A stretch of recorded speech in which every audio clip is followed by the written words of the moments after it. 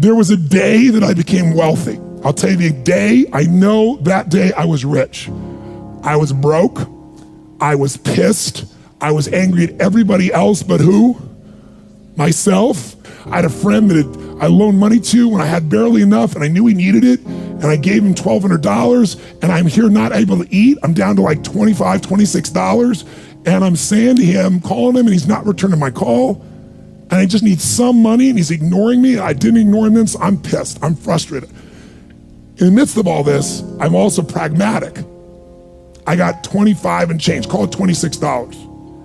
What the hell am I gonna do? I don't have any plans for economics. I got overhead that's crazy. I'm living in this little tiny apartment, 400 square feet in Venice, California. So I thought, okay, when I was totally broke early on, when I was 17, I used to save my money up and go to the smorgasbord and load up for Christmas, load up for the week. So I didn't drive there because I wasn't gonna spend the gas to get there, plus I needed to walk, so I walked there. And I go in, I'm not dressed really great, but it's Marina Del Rey, it's okay. And I got a place right by the window and I can see these yachts going by, and I'm dreaming of what life could be like. And I'm starting to let go of my anger, and I'm starting to focus on what I want instead of what I don't want. How many followers say I? And that shifted me just a bit. And now I'm eating, which shifted me a lot. And I got this giant plate stacked up, and I don't know what the amount was. It was like, whatever it was, $6.95, $7.95, right? So I'm gonna do this, I could probably do this 3 or 4 times, right? Somewhere in that range. As I'm finishing my meal, this little boy comes in, dressed in a little suit. And I honestly don't know how old he'd be, probably in the 3rd grade, so maybe 8 years old, 9 years old, something like that. And he opened the door for his mother, and he came over and he pulled out the seat for her, and she sat down.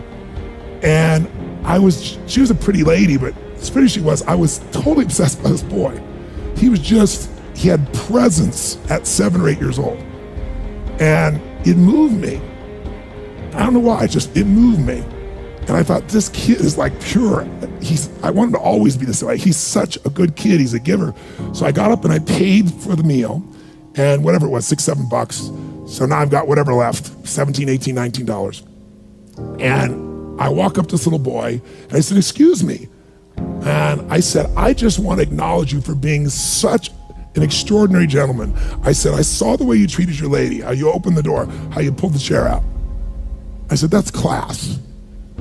I said, my name's Tony, what's yours? And I don't honestly remember his name, Charlie or something. And he looked up at me and I said, Charlie?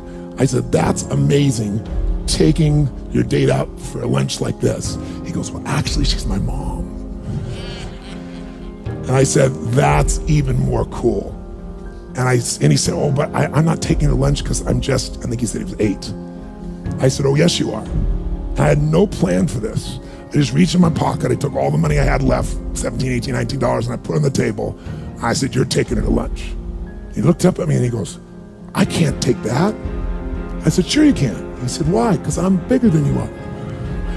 And he smiled real big, and I didn't even look at his mom. I just turned and walked away. And I didn't walk out of that door. I flew home. I should have been freaking out. How the fuck am I gonna eat? But I didn't. I flew because something inside of me had finally got past scarcity. I finally realized there's something inside of us more than our limits, especially around this thing called money that I had let terrorize me. And I got home, and the mailman came that day, and I had no idea I was gonna have my next meal. And a letter comes, and it's from the guy I loaned the money to. A handwritten note saying, I've been avoiding you, it's wrong, I'm so sorry, you were there when I needed you. Here's what I owe you plus a little bit more. And the $1,200 was there, plus another $100 for the time that I had to take care of it. And for me, $1,300, that was enough to run my show for a month or 2. And I cried. And then I decided, what does this mean? And I thought, this means that whenever you give, it's always gonna come back, so you don't have to ever think about that again. Just give. And the rewards will be greater than you can ever imagine. I don't know if that's coincidence, but I decided to believe that day was a blessing when I became rich. And I can tell you honestly, I've had tough days in my life, economically, emotionally, like all of us.